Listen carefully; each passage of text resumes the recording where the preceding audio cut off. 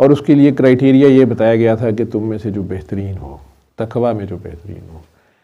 अब तकवे का क्राइटेरिया एक तो अल्लाह को पता होता है आप में से बेहतर कौन है। तो अगर आप लोग अल्लाह के साथ सिंसियर हों, पिछली कौमें भी ऐसे करती रही हैं कि या अल्लाह हमें नहीं पता हम में से बेहतरीन कौन है, या हमारे लिए कौन बेहतर है, या कौन सा बेहतर हुक्मरान है, या किसको चुने, कैसे करें। तो कई बार अल्लाह का कोई बंदा आपको इशारा दे देता, या अल्लाह ऐसे हालात पैदा करता है कि वो आ जाता है। लेकिन अगर आप अल्लाह के साथ भी सिंसियर ना हो, ख़ुद के साथ भी सिंसियर ना हो, और इस्लाम के नाम पे आप इस्लाम को यूज़ कर रहे हों, या अल्लाह की वो अल्लाह कहता है ना कि ये लोग कहते हैं हम ज़मीन में अमन कायम कर रहे हैं और असल में ये फ़साद कर रहे होते हैं आपके साथ। तो वो फिर जब जो कोई अल्लाह को चक्कर देने की कोशिश कर रही होती है, वो कौमें खुद चक्कर में ही रहती हैं, फंसी रहती हैं। वो आपको सबसे पहले अपने अंदर से प्योर होना पड़ता है। इस्लाम का ये सबसे मेन टेस्ट होता है, ला, ठीक है। तो सरकार ने इशारा भी दिया था कि जो अपने मुंह से कहेगा ना उसको ना बनाना। उसको अभी पता ही नहीं है, ना ज़िम्मेदारी का पता है और ना उसकी अभी ला हुई है, ठीक। तो बाकी जिस पे सारे मुत्तफ़िक या मेजॉरिटी या जो शूरा हो या बड़े जो टॉप के लोग हों, बड़े लोग हों, नज़र आ जाता है। बहुत ज़्यादा नहीं होते, बहुत थोड़े होते। लेकिन बहरहाल ये एक अलग टॉपिक है। जहाँ तक रूहानियत की बैत की बात होती है, ये सवाल जो था इसको मैं क्लियर कर दूं। मैं तो दुआ पे बात करनी थी, मैंने तो आज गुनाह के बाद की बात करनी थी, ठीक है। वो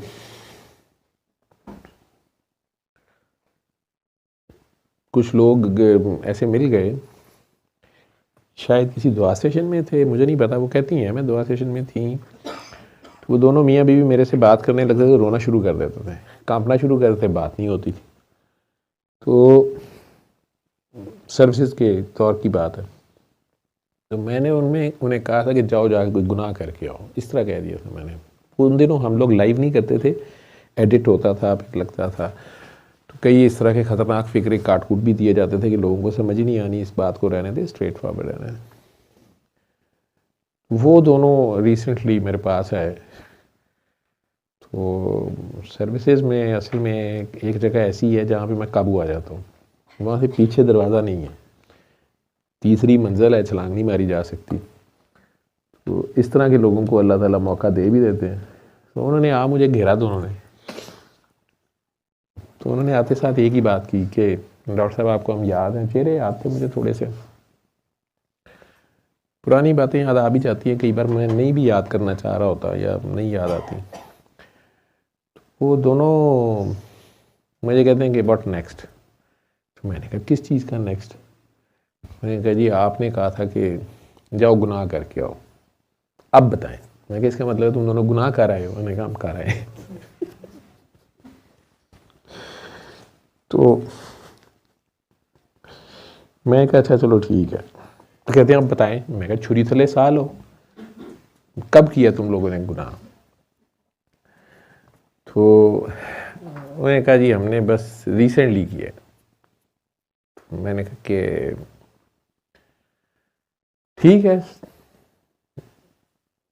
बोतल के जिन की तरह मेरे सर पे सवारी करने की जी अगला टास्क दे। मैंने कहा अभी तुम लोगों ने गुनाह किया है, फिर मैं बताऊंगा क्या करना है। मैंने कहा दुआ सेशन में आना। तो कहते नहीं हमने नहीं वहाँ आना, तो आप ना हमें बताएं। तो मैंने कहा अच्छा मैं लाइव सेशन में बता दूंगा। टॉपिक तो मैंने वो रखा था। कहते हमें कैसे पता चलेगा। मैं कहा मैं टॉपिक ही रख दूंगा गुनाह के बाद। तो वो तो ये टॉपिक था। लेकिन जहाँ तक बैत की बात, वो छोटा सा मैं फिर क्लियर कर दूँ, पता नहीं क्यों इतना उसे कंफ्यूज कर लेते। जो रूहानियत की बैत है या मुर्शद पकड़ना, ये रूहानियत में मुख्तलिफ सलासिल हैं, उनका अपना अपना तरीक़ाकार है ज़िक्र का और तज़किया नफ्स का। आप ऐसे समझ लें अल्लाह का बंदा है कोई, और अगर उसको सरकार मौला अली या अल्लाह की तरफ से उसको कोई ऐसा इल्म या हिकमत या ऐसी कश्फ व करामात से नवाजा जाता है कि उसकी कोई ड्यूटी लगती है। कई बार उसका जो प्रीडिसेसर होता है या उसका कोई मुर्शद होता है जिससे उसने बैत की होती है, वो उसको कहते हैं कि अब आप मेरे खलीफा हैं या मेरे आगे से जानशीन हैं, जैसे गद्दी का जो कॉन्सेप्ट है। तो आपने इसको आगे लेके चलना है। अब आप ड्यूटी करें, या सरकार दो आलम की तरफ से भी, कई लोगों को वीएन होता है, कुछ लोग कहते हैं, कुछ की मौला अली की तरफ से होता है। बहरहाल तो एक बहुत बड़ी जिम्मेदारी होती है, ये रूहानी सिलसिला है, मज़हब इसे बहुत ज़्यादा नहीं है। जनरल लोग जो मज़हब में ठीक हैं। हाँ, ये कहा जाता है जी कि बैत ज़रूर करनी चाहिए, बेमुर्शदा नहीं मरना चाहिए, या बेमुर्शदे जो होते हैं वो धक्के खाते हैं। तो ये एक बड़ी डिबेट है, और मौलवियों के और उलमा हज़रात के इस पर फिर बड़ी गुस्सा भी होता है। कुछ लोग सख्ती से कहते हैं ज़रूरत ही नहीं है, कुछ लोग कहते हैं कि अहले तशय्यो ये वाली बैत नहीं करते, वो कहते हैं हम मौला अली से ही बैत हैं, और इमाम मेहदी जो हैं या इमाम गायब जो हैं हम उनके साथ हैं, अटैच जब ओपन होंगे हम बता देंगे हमारी बैत है। मुख्तलिफ लोगों के अपने अपने कॉन्सेप्ट हैं। लेकिन होता यह है कि ये जो आपकी रोज़मर्रा की ज़िंदगी है, इसमें आप किसी भी मज़हब से हैं, आपको ज़िंदगी में किसी न किसी जगह पे कोई ना कोई ब्लॉक्स आ जाते हैं, डेड एंड आ जाते हैं। कोई ज़िंदगी में आप ऐसी जगह पे रुक जाते हैं कि ज़ाहिरियत में आप जिस मर्ज़ी मज़हब के होते हैं उसमें आप बहुत ज़्यादा इबादत भी कर रहे होते हैं, तस्बीहात, वज़ाइफ या अपनी जो भी इबादत कर रहे होते हैं, उसके बावजूद आपको सुकून नहीं मिल रहा होता, या आपके जो कोई काम ऐसा रुका होता है जो आपको समझ ही नहीं आ रही होती कि इसको मैं क्या करूँ। तो आपको कोई ना कोई इंसान, कोई ना कोई हेल्प, कोई ना कोई गाइड चाहिए होता है, मेंटोर चाहिए होता है, कोई बंदा चाहिए होता है। या जो सिक्का राइजुल वक्त, जो ट्रेडिशनल इलाज होते हैं कि जी एलोपैथी का इलाज करा लें, जी इनका साइकेट्रिस्ट के पास ले जाएं, फिजिशियन के पास ले जाएं, ऑपरेशन करा लें, वो सारी चीज़ें भी फेल होती हैं। और कई बार आपको साइकेट्रिस्ट भी कह देता है कि जी हमें नहीं लगता कि इन्हें साइकी का इशू है, ये कुछ और इशू है शायद, या कोई स्ट्रेस है, ये समझदार हैं। वो बंदा भी पिट रहा होता है कि मुझे और कोई मसला नहीं, लेकिन वो अजीबोगरीब से उसके वीएन या कैफियत हैं, जैसे हर बंदे को उसकी समझ ही नहीं है। वो फिर ये पामिस्टों के और एस्ट्रोलॉजरों के और कभी किसी के ये इल्मुल आदाद वालों के, किसी के भी हिसाब किताब लगाने वालों के पीछे, फिर नहीं तो उलमा के पास जाते हैं। तो हर कोई अपने इल्म के मुताबिक मैंने गाइड करने की कोशिश करता।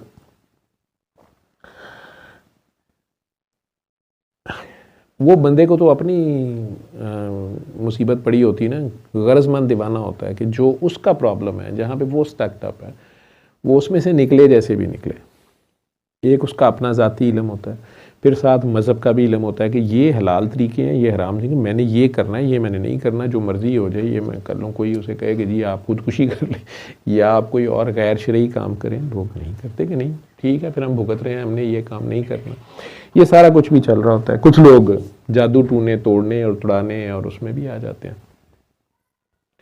ऐसे मौके पे रूहानियत के लोग, जिसे आप लोग रूहानियत कहते हैं, अल्लाह के कुछ ऐसे लोग होते हैं जिन्होंने, मैं लफ्ज़ बोलता हूँ, दर्द आशना होते हैं। वो शायद खुद उन रास्तों से गुजरे होते हैं, उन्हें आपका केस समझ आता है, और वो ज़ुबान की ज़कात देने भी बैठे होते हैं। उनको इतना ज़र्फ होता है कि यार मैं जब कभी फंसा हुआ था तो मुझे भी कोई नहीं मिलता था, तो इस बंदे को मैं गाइड कर दूँ।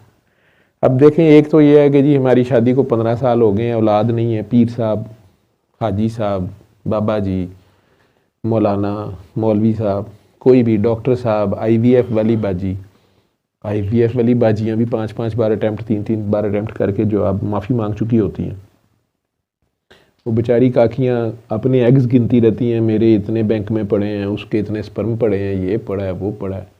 बीच में मेरे जैसे शक डालने वाले होते हैं कि जब आपके मियाँ के स्पर्म थे ही नहीं है, आप कह रही हैं स्टेम सेल से स्पर्म बन गए हैं, फिर क्यों नहीं बेबी हो रहा? ये आपको कैसे गारंटी है कि स्पर्म बैंक में जो है ना वो आपके मियाँ के स्पर्म है?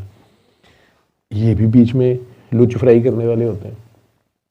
ये सारा चल रहा होता है। अब अगर कोई अल्लाह का बंदा आपको सिंपली कहता है कि अच्छा तुमने रोज़ की ये तस्बीह इतनी पढ़नी है, ये तस्बीहें आपको पहले भी कईयों ने बताई होती हैं। जैसे हमारा अभी शिकागो से कह रही थी कि मैं खुद तस्बीहें बताती थी, कोई मुझे बताता था, मैं आगे बताता। कुछ ऐसे लोग होते हैं जिनके ऊपर अल्लाह ताला कोई बात खोल देते हैं और वो बताते हैं, कहते हैं तो होता भी है। उन्होंने खुद उसी केस में शायद कोई ऐसी कुर्बानी दी होती है। कुर्बानी इबादत में एक हाईएस्ट फॉर्म है, ठीक है, अदलो इंसाफ मिनिमम है, उसमें फिर अफ़्व दरगुज़र और एहसान है, आखिर में कुर्बानी है, अपना हक भी दे देना, बल्कि अपनी ज़रूरत की इंतहाई चीज़ भी, अपना हक जो है वो भी छोड़ देना, जान माल कुछ भी अल्लाह की राह में कुर्बान कर देना अगर अल्लाह कहे तो। उसके रिवॉर्ड में इन लोगों के पास कहते हैं इसकी फरीदी ज़ुबान है या किसी है या वो है या फलां है। अगर आप रिकॉर्ड कर रहे हैं तो आप बाद में निकाल लीजिएगा, इसमें से मिल जाएगी, लेकिन बीच में यहाँ काकियाँ कहीं ऐसी बैठी होती हैं या लोग, तो वो आना नहीं चाहते उसमें, उसका ख्याल कीजिएगा। तो वो आप उस बंदे का कहते नहीं ज़ुबान फरीदी है या कुछ, तो वो अगर कहता है उसे, उसके कहे हुए से वो रिज़ल्ट आ रहा होता है, क्योंकि उसने कुर्बानी ऐसी दी होती है कि रब को उसकी हया होती है, शहादत दी होती है, ऐसी गवाही दी होती है। शहीद जो होता है उसे फिर रिस्क मिलता है, वो उसको बांट भी सकता है, उसको शेयर भी कर सकता है। ऐसा बंदा अल्लाह को बैठा होता है। अब एक बंदे का मसला ये है कि जी हमारा ज़ाती घर 4 कनाल का होना चाहिए। पीर साहब आगे से कहते हैं कि ठीक है, तो एक ट्रक रज़ाइयाँ जो है ना वो गरीबों की बस्ती में बांट के, ऐसे पीर होते हैं, मैं ऐसे लोगों को जानता हूँ, उन्हें अपनी हिकमत होती है, ठीक है चलो आटे का ट्रक जो है ना वो बांट के आओ फलां जगह पे। अब ज़ाहिरी बात है अगले दिन ही तो कोठी नहीं बन जानी होती, लेकिन कई लोग कहते हैं कि जैसे गाँव से कई लोग आते हैं मेरे पास, वो कहते हैं जी वो पीर साहब, आजकल एक केस मेरे पास, वो फैमिली काफ़ी देर से आती है कि जी वो पीर साहब सैयद भी हैं, आप कहते हैं लिहाज करें, तो वो उन्होंने कहा कि भैंस बांध जाओ मेरे किले पे। आप कहानियाँ सुनते भी हैं, मजाक बनते भी हैं, उनमें कुछ चीज़ें ठीक होती हैं, कुछ ज़ेब दास्तान होती हैं और कुछ सही होती हैं और कुछ में हिकमत होती है, एवं ही गलत नहीं वो कह रहा होता, ठीक है। और इस फैमिली का इतना नुकसान होता है, एक ही जगह फंसे हुए बार बार आते हैं मेरे पास, ठीक। इस मरतबा फिर उनका अभी फिर लंबी बात हो जाएगी, मैं किसी दिन वो आए तो मैं उनके सामने डिस्कस करना चाहूँगा, लेकिन चूँकि थोड़ा सा गरीब तबका है और जैसे कहें कम पढ़े लिखे लोग हैं, गाँव से हैं, आप लोगों पे शायद उसका इम्पैक्ट फिर भी ना आएगा, ये तो पेंडू हैं, जाहिल हैं, क्या होता है तोहम परस्त हैं, फलां हैं। लेकिन मैं एग्जैक्ट उसको बता दिया कि देखो ऐसे हुआ है, उनकी औलाद नहीं बचती थी, फैमिली में लड़के नहीं बचते थे, और इनकी वालदा जो थी वो उनकी जो सैयद बादशाह थे इनके गांव में, उनको जाके कहना शुरू हो गई कि जी हमारे औलाद मेरी बेटे होने चाहिए, कुछ होने चाहिए। अब डिटेल्स मुझे नहीं पता, लेकिन उन्होंने कहा कि जाओ तुम्हारे 3 बेटे होंगे या पता नहीं कितने होंगे, और तुम एक भैंस बांध जाना, जब भी तुम्हारा बेटा हो तो तुम एक भैंस इधर बांध जाना। चूँकि उनके बच्चे बेटे होते थे, बेटियां बच जाती थी, बेटे नहीं बचते थे, ठीक है। अब यूं समझ लें कि वो बच्चे के पैदा होते साथ ही उन्होंने एक कुर्बानी दे दी उसके नाम पे, ठीक। भैंस में तो 7 कुर्बानियां गाय में आ गई। अब एक गरीब बंदा है, वो कह सकता है कि ये कौन सा अल्लाह का बंदा है, ये गाय लेके तो जी ये हो रहा है वो हो रहा है। तो अगर मुफ्त सूरह रहमान बता रही है, वो बताई जा रही है, वो भी हज़म नहीं होती है आपको, ठीक है। मुख्तलिफ तरीके हैं, मुख्तलिफ रास्ते हैं। अब ये 7 जन्मों की कहानी है क्या है मैं नहीं कहता, गाय में 7 हिस्से होते हैं, लेकिन वो कहते हैं गाय बांध जाओ। इनके 3 बेटे हो गए। अब जब बेटे साहिबान बड़े हुए तो अब उनके रिश्ते नहीं हो रहे, अब फिर पीर साहब के पास जा रहे हैं और तीनों बेटे ठीक ठाक कमा रहे हैं, कमाना शुरू हो गए। बंदे को वक्त भूल जाता है जो पहले था, ठीक है। डॉक्टर्स अगर कहते हैं कि ठीक है जी आप 3 भैंसों की कीमत के बराबर 15 लाख रुपया जमा कराएं और IVF होगा और एक बेटा हो जाएगा, वो जमा करा देना था। ये 3 किस्तों में 3-3 लाख की या 5-5 लाख की 3 गाय बांध दी, बेटे भी हो गए, बच भी गए। अब ये अल्लाह के राज हैं, ये क्या हो रहा है। अल्लाह कुर्बानी लेता भी है ना, आप देखते नहीं हैं, जान का सदका आप देते हैं बकरा। अब वो अल्लाह का बंदा आगे से फ्रॉड कर रहा है या सही कर रहा है, ये वो जानता है, उसका अल्लाह जानता है, ठीक है। वो उस गाय से क्या करता है, उस गाय के दूध से कितने घरों में दूध जाता है, या उसका गोश्त करवा के वो कितने गरीबों के घर में बेचता है जो वैसे आपने नहीं देने थे। और वैसे आप कहेंगे हाय जी वो तो खुद इतने गरीब हैं जी, वो बेचारे इतने गरीब हैं, वो मुंडे भी मांगते पने हो। अच्छा जी, उनके मुंडे क्यों नहीं बच रहे थे? तो अगर आपको ये बताया जाए कि इन्होंने पीछे कत्ल किया हुआ है बेगुनाह को, यतीम को, किसी मर्द को जो अकेला था उसको करके इन्होंने उसकी ज़मीन पे कब्जा किया इनके बड़ों ने, ठीक। कोई भी चीज़ आपको बताई जाए, एक तो राज मजीद नंगा करना, दूसरा ये है कि फिर भी आप लोगों ने कौन सा मान जाना, जिन्होंने नहीं मानना, हाँ वो मान जाएंगे आपके, हाँ कि ये हमारे बड़ों से हुआ था, उसके बाद से ये हो रहा है। अब उस कर्ज में से किसी तरह तो निकालना है ना। अब उस पीर साहब ने अगर इस गाय में से अपने फ़ायदे उठा लिए, वो पीर साहब को भी ठीक ठाक बेचारों को भुगतना पड़ता है। बहुत बारीकी का काम होता है। बाकी नीयत यहाँ पे बड़े बड़े आप के सामने मिसालें हैं कि लोगों की नीयत ख़राब हो जाती है, पढ़े लिखों की ख़राब हो जाती है, बड़े बड़े समझदारों की ख़राब हो जाती है। आप चौकीदार रखते हैं, वो पूरे घर का मालिक बन जाता है। तो आपको भी पता है कोई भी स्लिप हो जाता है। सेठ आबिद के साथ जो सिक्योरिटी गार्ड था 50 साल रहा बेचारे का, उसने उसके एक बेटे को ही कत्ल कर दिया आखिर में, जो एक ही सही बच्चा था, और उसके घर से सामान और रातों रात सारा कुछ लूट लाट के, और रात को गेट भी खोला, जो 50 साल का उसका साथी था, सिक्योरिटी गार्ड, उसका चौकीदार, जैसे उसका ट्रस्ट होगा, ठीक है। 50 साल एक अरसा होता है। स्लिप होने लगा, कर गया वो काम खराब। बल्कि वो बेचारों का एक ही बच्चा जो था ठीक हालत में, उसको गोली भी मार के जाते हुए, जो भी था। तो पता किसी का नहीं होता, तो खुद भी अपने सर पे कफन ही बांधना पड़ता है ना। पीर साहब खुद लाख कहें कि अच्छा मैंने बच बचा के चलना है, पीर साहब के बेटे को नहीं पता चला, उसने कहा एक और गाय आ गई है, उसने कहा खैर है अब्बे वाली है, उन्हें अब्बा ही तो पहले ही बेच के पैसे खड़े कर ले, खुद फंस गया, अल्लाह जाने। इनके जब अब 3 बच्चे बड़े भी हो गए, कमाने शुरू हो गए, पीर साहब ब्याह नहीं हो रहे। पीर साहब ने कहा कि जनाब ये फलानी बारात जो है ना, ये काकी जो है, गांव की एक बच्ची है, उसकी शादी में ना चावल सब तुम लोगों ने देनी है, तुम्हारी फसल अच्छी हो तुम्हारे बेटों। वो जी चावल दिते सन जी असी जी 10 मन, अपने 10 मन याद ने, ठीक है। फिर एक भाई की शादी हो गई, फिर दूसरे की हो गई थी। पीर साहब ये रखते यही नहीं। अब पीर साहब फौत हुए, उनका बेटा आगे से बैठ गया। अब ये उधर पहुंच गए, वो जी ऐदा मुंडा नहीं हो रहा अगू, अब ये तीसरी नस्ल आगे से। पीर साहब ने फैक्ट्री लगाई हुई है, या आप अल्लाह के बंदे बन जाए ना इस तरह के।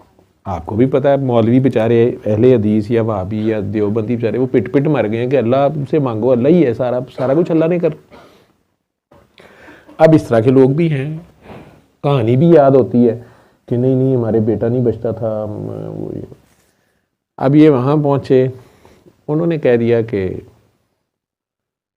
आगे जो बेटा था या जो भी उनका गद्दी नशीन बैठा हुआ था, उसने पता नहीं कोई वही कर दिया कि जी बकरा बांध दें या बकरा छोड़ जाएं या ये कर दें वो कर दें।